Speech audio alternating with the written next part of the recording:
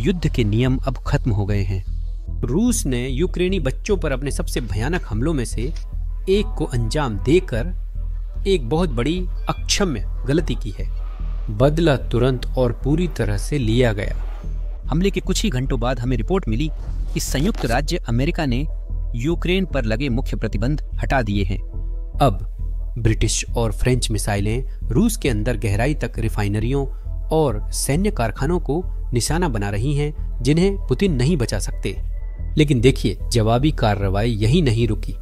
अब अमेरिका ने रूस की दो सबसे बड़ी तेल कंपनियों रोसनेफ्ट और ल्यूक ऑयल के खिलाफ कमर तोड़ देने वाले प्रतिबंध लगा दिए हैं। रूसी शेयर बाजार बुरी तरह गिर रहा है और पुतिन गुस्से में है, लेकिन इसके लिए वह खुद के अलावा किसी और को दोष नहीं दे सकते। यूक्रेनी बच्चों को निशाना बनाकर उन्होंने पश्चिमी देशों को बातचीत खत्म करने पर मजबूर किया। यही वह पल था जब युद्ध व्यक्तिगत हो गया। यह सब कल सुबह शुरू हुआ जब पुतिन ने इस युद्ध का सबसे भयानक हमला किया। रूसी ड्रोन यूक्रेनी समयानुसार सुबह 10:30 बजे एक किंडरगार्टन में घुस गए। यह ठीक स्कूल के दिन के बीच में सुबह के समय हुआ। हमारे पास हमले और बचाव मिशन दोनों की फुटेज है, जो पहले उत्तरदाता ने हमलों के बाद अंजाम दी थी। लेकिन फिर भी रूसी लोग इसे नकार रहे हैं और दावा कर रहे हैं कि ये बच्चों वाली सारी बातें नाटो की साजिश थी और असल में ये एक नाटो साइट थी। लेकिन मैं आपको सबूत दिखाता हूं और आप खुद फैसला कीजिए।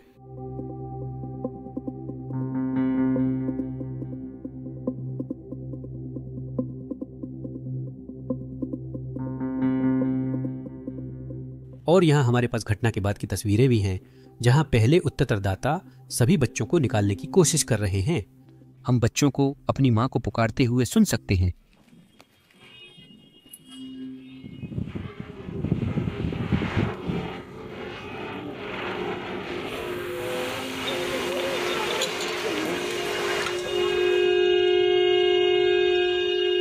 खूबसूरत।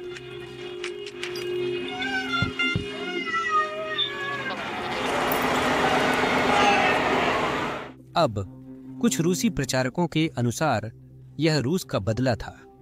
तो आप पूछ सकते हैं, किस बात का बदला? ठीक है, मैं दिखाता हूं।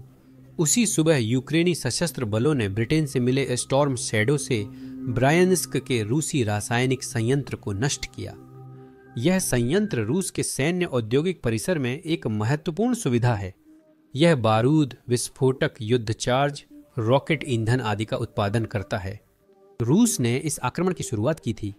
इसका मतलब है कि यूक्रेन को इस संयंत्र को नष्ट करने का पूरा अधिकार था। रूस बदले में किंडरगार्टन के बच्चों को निशाना बना रहा है।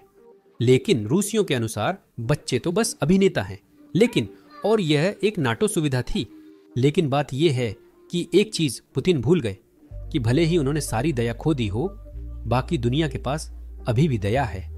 यही उन्होंने ये मिस किया कि फर्स्ट लेडी यूक्रेनी बच्चों की गहराई से परवाह करती हैं।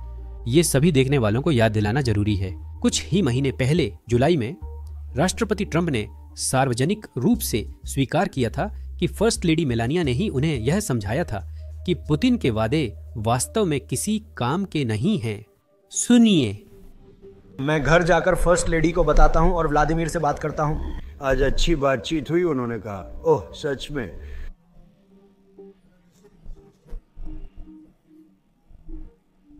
इसके अलावा जब पुतिन अलास्का आए, फर्स्ट लेडी ने उन्हें एक व्यक्तिगत पत्र भिजवाया और उसमें एक बहुत खास संदेश था।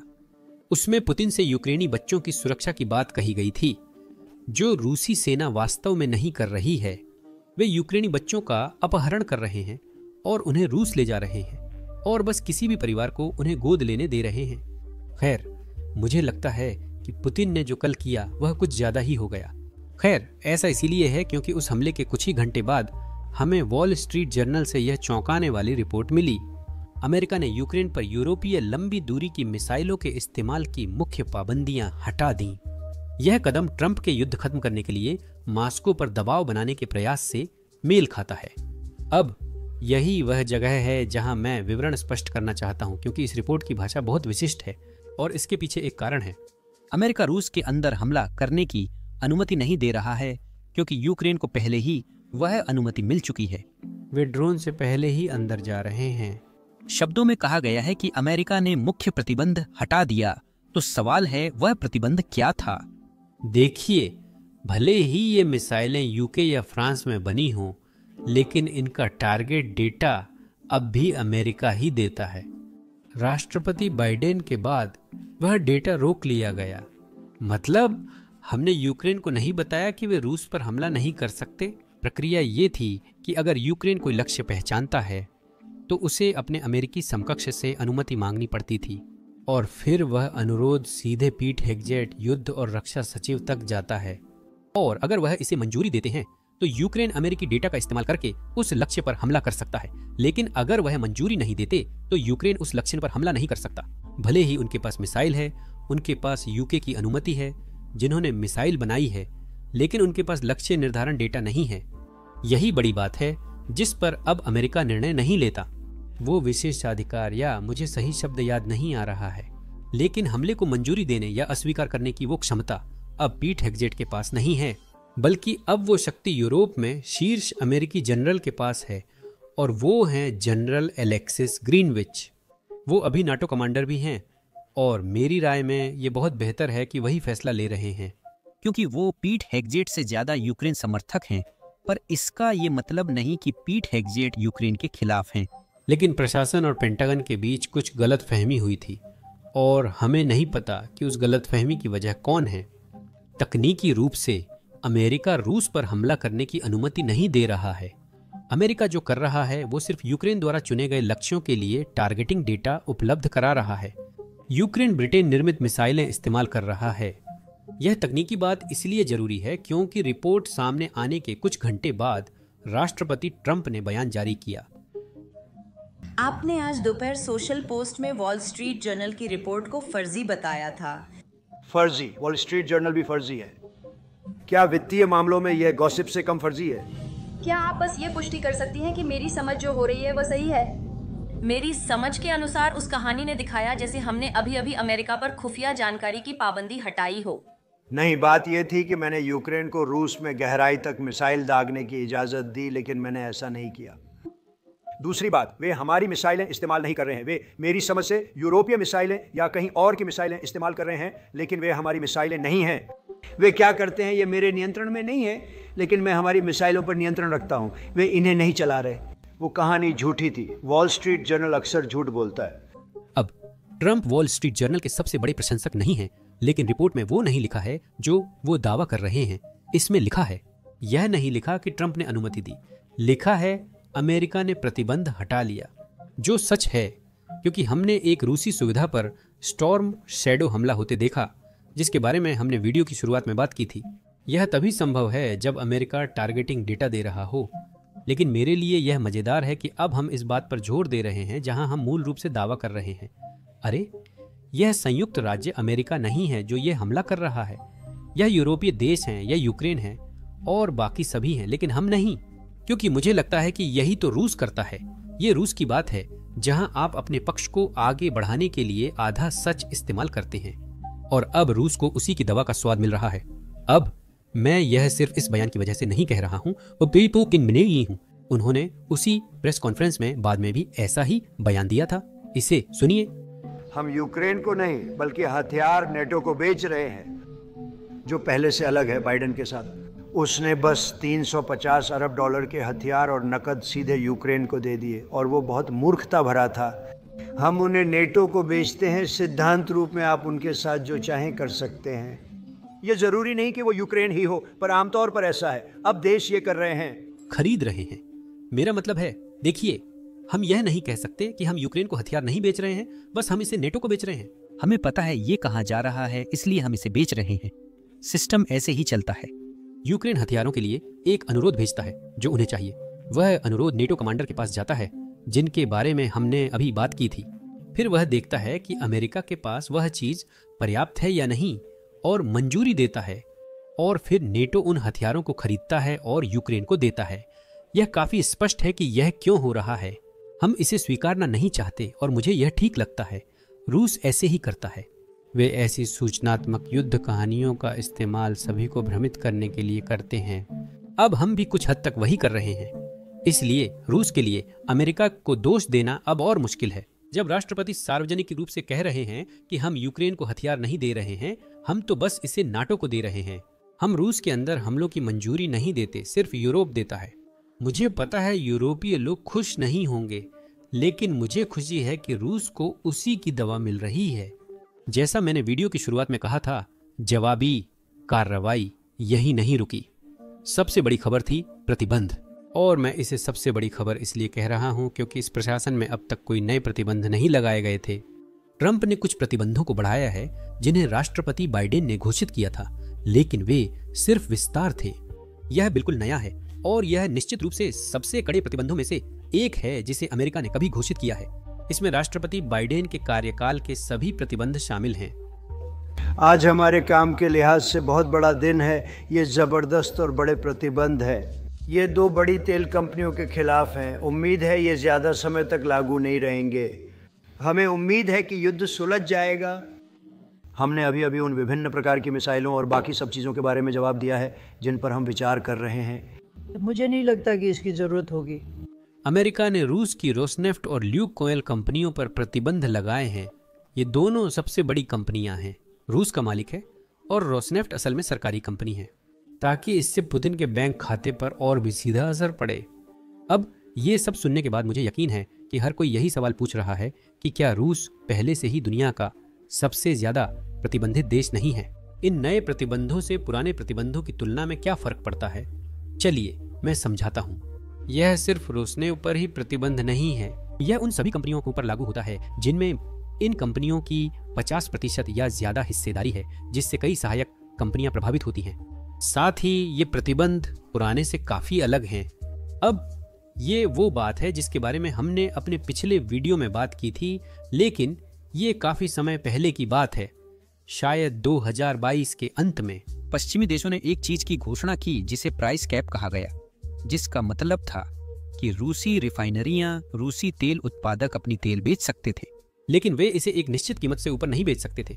और शुरुआत में जो कीमत घोषित की गई थी वो $60 थी। कुछ महीने पहले कई यूरोपीय देशों ने प्राइस कैप घटाकर $47 कर दिया। रूसी तेल खरीदने वालों को यह देखना था कि वे तय कीमत से कम पर ही लें, वरना उन पर प्रतिबंध लग सकते थे। तो यह प्रतिबंधित था, लेकिन यह कुछ ऐसा था जैसे देखो, तुम इस सड़क पर चल सकते हो, लेकिन एक निश्चित स्पीड लिमिट से ऊपर नहीं चला सकते। तुम अब भी उस सीमा से नीचे चला सकते थे, जिससे थोड़ी मदद मिली, लेकिन यह उतना कड़ा नहीं था जितना हम अब घोषित कर रहे हैं। अब यह ऐसा है कि तुम बिल्कुल भी उनके साथ लेन देन नहीं कर सकते, तुम इस सड़क पर बिल्कुल भी नहीं चल सकते। कोई भी कंपनी या देश जो इन कंपनियों से व्यापार करेगा उसे भी प्रतिबंध झेलना पड़ेगा। और इसके ऊपर से ये कंपनियां अब बिल्कुल भी अमेरिकी डॉलर का इस्तेमाल नहीं कर सकती। तो इसका मतलब है कि रूसी कंपनियों को व्यापार करने के लिए अब और भी ज्यादा जुगाड़ करने पड़ेंगे और इससे उन्हें नुकसान भी होगा। इसका मतलब है उनकी लागत बढ़ेगी और मुनाफा घटेगा। तो प्रतिबंध असर करते हैं, बस वैसे नहीं जैसे कई लोग इसके बारे में बात करते हैं। ऐसा नहीं होने वाला कि रूसी अर्थव्यवस्था कल ही खत्म हो जाएगी, क्योंकि मुझ पर भरोसा करें, मैं भी यही चाहता हूं, लेकिन ऐसा नहीं होने वाला। और भी ज्यादा जो हो रहा है, अगर मैं इसे एक उदाहरण से समझाऊं तो ऐसा है जैसे रूसी अर्थव्यवस्था के गले में फंदा डाला जा रहा है, और हर बार जब भी नई पाबंदियां लगाई जाती हैं वो फंदा और कसता चला जाता है। तो यह मरी नहीं है, लेकिन सांस लेना और कठिन हो गया है। अब बात सिर्फ अमेरिकी पाबंदियों की नहीं है। अमेरिका ने अपने यूरोपीय सहयोगियों ब्रिटेन, जापान, दक्षिण कोरिया, ऑस्ट्रेलिया, कनाडा से भी इसका पालन करने को कहा। उन्होंने सभी से यही पाबंदियां लगाने को कहा। और इसी के साथ जब ये सब हो रहा था, उसी दिन यूरोपीय संघ ने अपना 19वां प्रतिबंध पैकेज पास किया। और वो पैकेज अपने आप में खास है। जहां वे शैडो फ्लीट को ही निशाना बना रहे हैं, वे 100 या उससे ज्यादा जहाजों को निशाना बना रहे हैं जो इस शैडो फ्लीट का हिस्सा हैं, जिनका इस्तेमाल पुतिन अपने तेल को भारत, चीन और तुर्की जैसे देशों में भेजने के लिए कर रहे हैं। यह बहुत प्रभावी है, क्योंकि जब भी हम इन जहाजों को चीन या भारत के किसी बंदरगाह पर देखते हैं, इसका मतलब है कि अब हम उस कंपनी के खिलाफ कार्रवाई कर सकते हैं जो उस बंदरगाह का संचालन कर रही है, क्योंकि वे एक ऐसे जहाज से लेन देन कर रहे हैं जिस पर प्रतिबंध लगाया गया है। इससे कंपनियों के लिए हतोत्साहित करने वाली स्थिति बनती है, जिससे वे इन जहाजों को अपने बंदरगाह पर न लगने दें, या फिर वे इसे छुपाने के लिए और ज्यादा खर्च करते हैं। और जब वे इसे छुपाने की कोशिश करते हैं तो इससे मदद मिलती है, क्योंकि उनकी लागत बढ़ जाती है। इसका मतलब रूस का मुनाफा घटता है, तो कंपनियां प्रतिबंधों से बचने की कोशिश कर सकती हैं, लेकिन वे बहुत बड़ा जोखिम उठा रही हैं, जिसमें उन्हें अमेरिकी डॉलर और अमेरिकी बैंकों से काटा जा सकता है। और इसके अलावा जब वे ऐसा कर रहे हैं, भले ही वे पकड़े न जाएं, फिर भी वे ज्यादा पैसे खर्च कर रहे हैं, तो यह रूसी बैंक खाते को नुकसान पहुंचा रहा है। जैसा कि आप समझ सकते हैं, प्रतिबंधों की घोषणा के साथ ही ट्रंप ने कहा कि वे पुतिन से नहीं मिलेंगे। इसका कारण साफ है। हमें विदेश मंत्री मार्को रूबियो और सर्गेई लावरोव की कॉल की जानकारी मिली, जिसके बाद रूबियो नाराज थे।